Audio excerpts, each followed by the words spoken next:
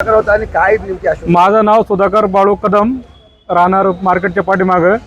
साहेबांनी हे तक्रार निवारण दिन भारी काढला. माझी 24/1/2025 ची तक्रार होती नगरला. तिथून ती इथं आली होती.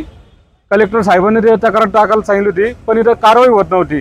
आता साहेबांनी त्यांना आदेश दिलेला आहे, यांचं काय ते पाहून घ्या आणि लवकरात लवकर यांना मुक्त करा.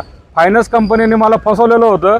माझ्या नावावर 26,70,000 टाकले. 2020 मध्ये लोन घेतलं आणि त्याच्यानंतर कोरोना आला. आमची अख्खी फॅमिली आजारी पडली. त्यांचे एवढे गुंड तर पार दवाखान्यात आले. त्यांच्यामुळं माझ्या मंडळीचं निधन झालं. 25/8/2021 ते दवाखान्यात आले. 5/9/2021 माझ्या मंडळीचं निधन झालं. एवढी त्यांची दादागिरी त्या फायनान्स कंपनीची. घरी आता माझे गुंड यायचे आणि त्यांनी मला कोणतंही उत्तर न देता मी कायम त्यांना पत्र पाठवलं. मला 26-70 कोणत्या खात्यात दिले तेवढे द्या, मी भरायला तयार आहे. फार त्यांची कंपनी जयपूरला आहे तिथं पाठवलं, तर त्यांनी काही दिलं नाही मला अजूनपर्यंत काही उत्तर.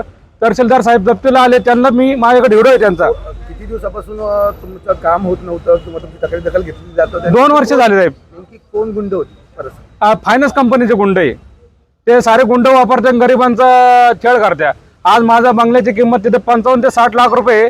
त्यांनी केवळ 20,95,000 मध्ये सेटलमेंट करून बंगला इकलेला, न निलाव घेता न काही करता. त्याच्यावर कारवाई यांनी केली पाहिजे साहेबांनी. ते मी सारं अर्जामध्ये नमूद केलेलं आहे. साहेबांचं एकदम म्हणजे एकदम दिवस हा ठेवला, हा गरिबांसाठी एकदम व्यवस्थित दिवस ठेवलेला आहे. त्याच्यामुळे मी साहेबांचे धन्यवाद मानतो आणि माझे 2 शब्द संपवतो.